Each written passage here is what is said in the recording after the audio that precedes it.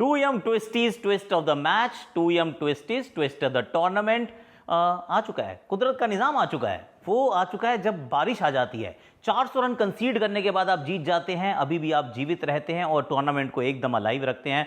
हम बात करें पाकिस्तान वर्सेस न्यूजीलैंड के मुकाबले की, जिसमें बहुत सारे रन्स पड़े। इनफैक्ट हारिस रऊफ को पहले जब पिटाई हुई तो ये लगा कि the most runs conceded by a Pakistan bowler in a World Cup. तो शाहीन ने कहा यार वेट, तो मेरा ये जूस पकड़ मैं बन जाता हूँ। तो वो अलग चल रहा था। 400 रन, मतलब रचिन रविंद्र, पहले डेवन कॉनवे, फिर केन विलियमसन, सबने पिटाई की है।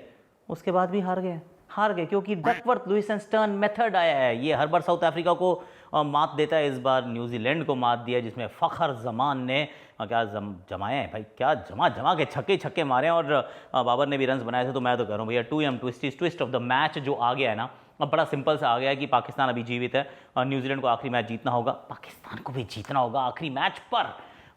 टूर्नामेंट में थोड़ा सा रोमांच जो है वो बहुत बढ़ गया है। कमाल का शॉट, लाजवाब, अद्भुत, और ये चौका। खेल जगत की पूरी कहानी ओनली ऑन #आकाशवाणी। भाई 2M प्रेजेंस #आकाशवाणी में ना आज मैं बात करने वाला हूँ लांस क्लूजनर से। क्योंकि हमारा फोकस कहाँ है? हमारा फोकस है टीम भारत पर। और Hardik Pandya actually rule out हो चुके हैं फ्रॉम द टूर्नामेंट। प्रसिद्ध कृष्णा आ चुके हैं। अब वो सारी बात में ज़रा Lance Klusener is waiting, so let's go there. Rati फटाफट से, वेट नहीं कराना चाहिए। Let me call Lance Klusener.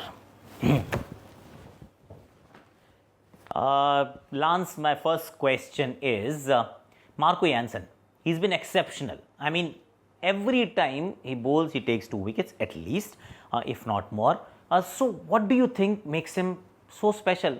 I think what he's done so well in the last 6 months is that he's found that ability to swing the ball back to the right-handers. I think he's been really consistent with his length as well. I mean, for me, it's been amazing how his improvement in the last 6 months, and all credit to staff and captain, I guess, for using him with the new ball as well. I think his consistency has been great. So he's always asking questions, and I think the top wicket taker in the power plays so far out of everybody. So that's been his success. Fair play. I also feel the height makes a lot of difference, and maybe the Tata IPL experience as well. But what about Mohammad Shami? The boy is on fire. I mean, 3 games, 14 wickets. We rarely see somebody bowl so well. So what is making him special? That's one. And two, how does South Africa counter his threat? I mean, that's a serious threat. Yeah, I mean he's been outstanding, and I think if we look at it just off the face of it, India is probably the one team that can stop South Africa, and I guess vice versa as well. So I don't think it's going to be the last time in this World Cup they play against each other. Funny enough, so.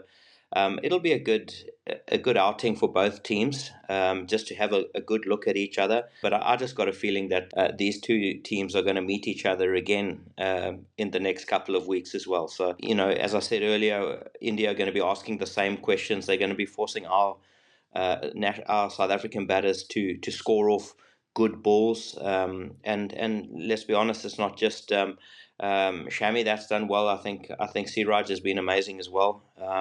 So it's going to be a real true test, and probably one of those games, 2 form sides in the competition. Fair play, Lance. Actually, I also feel that wrist position, that seam position, oh my God, he's so good. But since you've played so much at the Eden Gardens as well, what do you feel that what would be the right combination for South Africa? I mean, do you go with 4 fast bowlers and Keshav?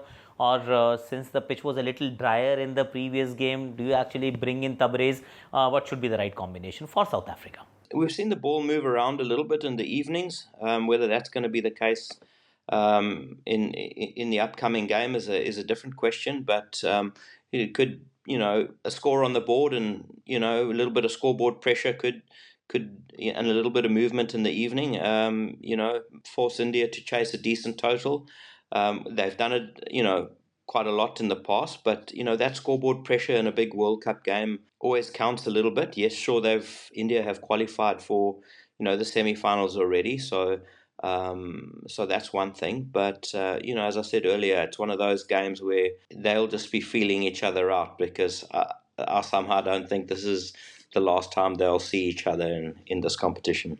And what about the plans? I mean, India is a batting powerhouse. So do you think South Africa will have some specific plans for Virat, Rohit, Shubman Gill, KL Rahul? I mean, what would be the plans?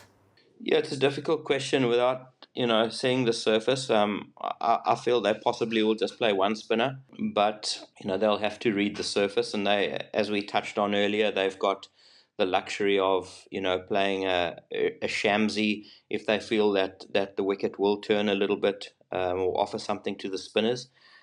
So they'll just have to have a decent look at that. The nice thing is that they'll have options. But I think we won't see anything different in terms of the top 8. I guess they might tinker with a little bit of the bowling depending on what they think the surface might do.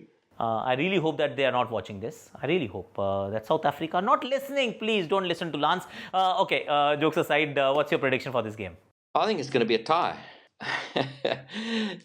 Yeah, look, I think, it's a difficult one to call. I think India, I guess, probably have a little bit of an edge. Let's considering in the Eden Gardens where you've kind of playing against 12 people. That crowd adds an extra person. So probably India, I guess. I think the head says India, the heart's always with your own country, but it's going to be I'm expecting a good tight game and something that will build it up for the next time that these two sides meet further on in the competition. Thanks a lot, Lance. Thanks a lot. So this was Lance Klusener. Of course, ये Lance Klusener थे. हम सब जानते हैं, Zulu के नाम से बहुत पॉपुलर है. क्या बंदा था यार ये, क्या खेलता है, क्या खिलाड़ी था ये. एक्चुअली अगर आज टाटा IPL ये खेल रहे होते ना तो ये मतलब $multi-million कॉन्ट्रैक्ट पाते. One of the most expensive players. इतना खास खिलाड़ी था. खैर कहानी एक और भी है, यहाँ पे बात कर लेता हूँ बिफोर हम सईद मुश्ताक अली ट्रॉफी की बात करें. दोनों सेमीफाइनल्स हो चुके हैं, फाइनल का लाइनअप आ चुका है, पर हार्दिक पांड्या नहीं होने वाले हैं. Hardik Pandya has been ruled out. पहले अटकलें थी, यहाँ खेलेंगे तब खेलेंगे, सेमीफाइनल में उपलब्ध होंगे, अब हैं ही नहीं. उनकी जगह प्रसिद्ध कृष्णा को ले लिया गया है. एक्चुअली दो चीज़ें बताता है ये. एक तो ये कि जो अभी तक भारत ने देखा कि भाई शामी खेलते हैं, सिराज खेलते हैं, बुमराह खेलते हैं, 3 फास्ट बॉलर्स के साथ काम चल रहा है, 6 प्रॉपर बैटर आप खिला सकते हैं. तो लेट्स कैरी ऑन कि भाई फास्ट बॉलिंग जो हमारी इतनी अच्छी है, अगर वहाँ पे कोई ज़रूरत पड़े तो उसको थोड़ा सा और बीफ अप करते हैं, तो वहाँ पे आपको प्रसिद्ध कृष्णा मिले. दूसरी बात ये पता चल गया है कि भारतवर्ष में ना ये fast bowling allrounder Hardik Pandya जैसा कोई है ही नहीं. अब हार्दिक जाते भी हैं तो ना तो हम किसी ऑलराउंडर को ला सकते हैं क्योंकि शायद कोई उतना अच्छा है नहीं. तो अब 3 फास्ट बॉलर्स, मात्र 5 गेंदबाज, 6 बल्लेबाजों के कॉम्बिनेशन के साथ ही भारत उतरने वाला है. बट देन इस मुकाबले में मैं तो यही कह रहा हूँ भैया, देखिए क्योंकि साउथ अफ्रीका है, ईडन गार्डन्स का मैदान है, टॉस जीतो बैटिंग कर लो. टॉस जीत के बैटिंग कर ली तो साउथ अफ्रीका को हम 100% हरा देंगे. 100%. अगर उन्होंने पहले बैटिंग की तो हम उनको 60% हरा देंगे. India will start as firm favourites, ऐसा मेरा मानना है. सईद मुश्ताक अली ट्रॉफी, मैं कह रहा था कि यार बड़ा मज़ा आ जाए, एकदम मज़ा आ जाए, दिल्ली और असम का फाइनल हो जाए. तो फिर यहाँ पर भी वही चल रहा है भाई, कुदरत का निज़ाम. कह रहे जो आपने कहा है वो तो बिल्कुल नहीं होगा. दिल्ली हार गई पंजाब से, मेरा दिल थोड़ा सा टूटा ज़रूर. छोटा सा दिल है, नन्ना सा दिल है. आयुष बदोनी का भी टूटा होगा क्योंकि रन बनाए बच्चे ने, बहुत अच्छा खेला आयुष बदोनी एक्चुअली पहले बैटिंग करते हुए, और ठीक ठाक दिल्ली ने स्कोर खड़ा कर दिया था. जब आप 170 प्लस 183 एक्चुअली जब आप बना देते हैं तो आपको लगता है कि जीत जाएंगे, यहाँ से काम हो जाएगा. सिद्धार्थ कौल ने बहुत बढ़िया गेंदबाजी की, और वो करते हैं एक्चुअली, विकेट टेकर है. रिमेंबर वो हैदराबाद के साथ जो उनका साल रहा था, पर आयुष बदोनी के रन, सिद्धार्थ कौल की wickets, match hanging in the balance. पर उसके बाद पंजाब की बैटिंग आती है, और जिसके बारे में हमने परसों भी चर्चा की थी, वही छा जाता है बंदा आके, Abhishek Sharma. Abhishek Sharma was absolutely stellar. कितने रन की पारी इन्होंने खेली 77 रन की पारी, मात्र 45 गेंदों में 6 छक्कों के साथ. ये छक्के मारे थोड़ी ना, छक्के तो छुड़ा दिए हैं. और बाद में भी ये ज़रूरत थी कि रन्स कोई बनाए, तो वहाँ मनदीप सिंह आ जाते हैं, जो कि मनदीप सिंह इस बैटिंग फैली लो, मतलब 5 नंबर में बैटिंग कर रहे हैं. थोड़ा सा लगा था सुयाश शर्मा की विकेट के बाद कि वो इस मैच को पकड़ लेगा, पर पकड़ने में समर्थ नहीं हुए थे. मयंक यादव की 2 विकेट, सुयाश शर्मा की 2 विकेट, पर दिल्ली गया है हार, और पंजाब की होगी जय जयकार. पहुंच गए हैं पंजाब वाले. मैं कह रहा हूँ पंजाब दिल्ली को तंग कर रहा है आजकल, on all fronts. If you know you know. अब वैसे दूसरे मैच की बात कर देता हूँ मैं, जिसमें असम और बड़ौदा का मुकाबला था. तो असम और बड़ौदा के मुकाबले में एक बार फिर नज़र किस पे थी? नज़र थी रियान पराग पर रियान पराग के नॉकआउट्स के मुकाबले ना वो एकदम ही ठंडे हो गए यार। यहाँ आप उम्मीद कर रहे थे कि रियान पराग बहुत बड़ा कंट्रीब्यूशन करेंगे, पर पहले बैटिंग करते हुए टीम ने कुल 143 ही रन बनाए, 143, never going to be enough. उसमें विकेट चटकाने वाले जो गेंदबाज थे वो थे अभिमन्यु सिंह, उन्होंने ली 4 विकेट्स। कृणाल पंड्या के खाते में कुछ नहीं था, सिमिलरली रियान पराग के खाते में भी कुछ नहीं था। 8 रन उन्होंने कुल बनाए, पर टीम ने मात्र 143 रन बनाए। 143 नहीं होने वाले थे डिफेंड, और हुए भी नहीं डिफेंड आसानी से। एक्चुअली 16.1 ओवर में बड़ौदा इस टोटल को चेज़ कर देती है।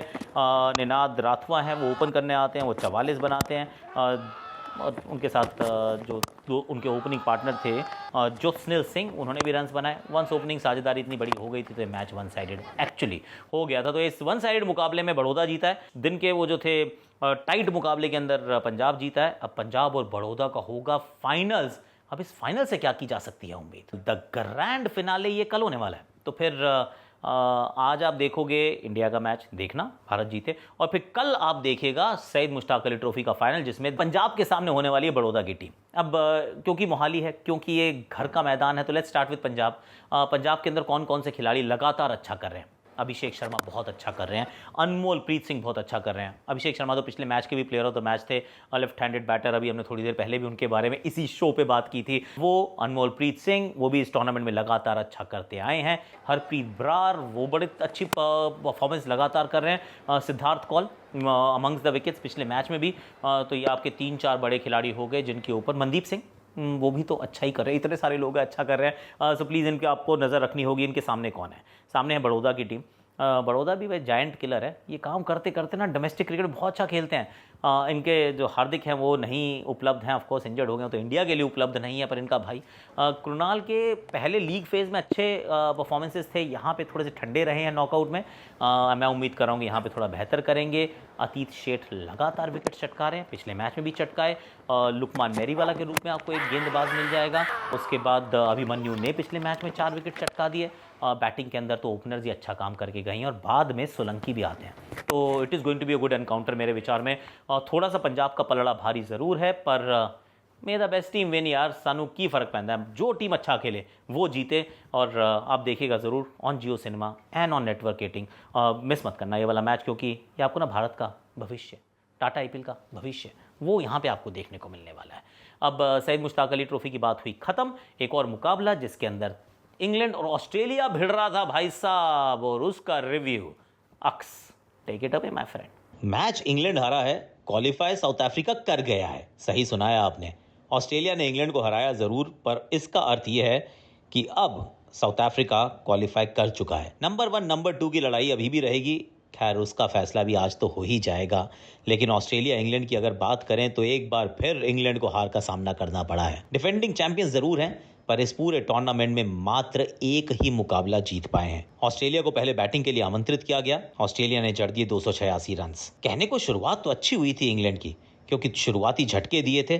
पिछले मैच के run scorers Travis Head, David Warner, दोनों को क्रिस वोक्स ने आउट किया। फिर Steve Smith, Marnus Labuschagne, Cameron Green, Marcus Stoinis, इन सब ने मिलकर मेहनत करके टीम को 286 तक पहुंचाया। क्रिस वोक्स के खाते में 4 सफलताएं थी। 2 विकेट्स मार्क वुड और आदिल राशिद ने लिए। लेकिन उसके बाद पहली गेंद पर जॉनी बेयरस्टो आउट। 50 रन जरूर बनाते हैं डेविड मलान, लेकिन जो रूट का बल्ला इस बार बिल्कुल नहीं बोला है। 64 रन की एक बहुत धीमी सी पारी खेली बेन स्टोक्स ने। जॉस बटलर, बहुत ही डिसअपॉइंटिंग वर्ल्ड कप इनके लिए भी। मोइन अली 43 गेंदे 42 रन, 33 गेंदों में 32 रन क्रिस वोक्स ने बनाए। लेकिन सच ये है कि अभी भी इंग्लैंड जीत प्राप्त तो नहीं कर पाया है। 2 स्टार्क, 2 हेजलवुड, 2 कमिंस और 3 एडम जैम्पा। 10 ओवर 21 रन, 3 सफलताएं, एक और जीत ऑस्ट्रेलिया को। ऑस्ट्रेलिया अब क्वालिफिकेशन के बहुत करीब है, ऑलमोस्ट क्वालिफाइड है। इंग्लैंड घर जाने के लिए क्वालिफाई पहले ही कर चुका था, नाम के आगे भी एलिमिनेटेड जल्दी लिख दिया जाएगा। Thank you so much Aks, thanks a lot. आज के लिए अभी के लिए मेरे पास भी इतना ही, अक्स के पास भी इतना ही है। और अब लांस की तरफ से, मेरी तरफ से, अक्स की तरफ से, सईद मुश्ताक अली ट्रॉफी की टीम की तरफ से, पाकिस्तान की तरफ से सभी को tata, bye bye, take care. कल फिर मिलेंगे, इंडिया की जीत की कहानी रचेंगे। 8 में से 8 मुकाबले, ओए मज़ा आ जाएगा यार।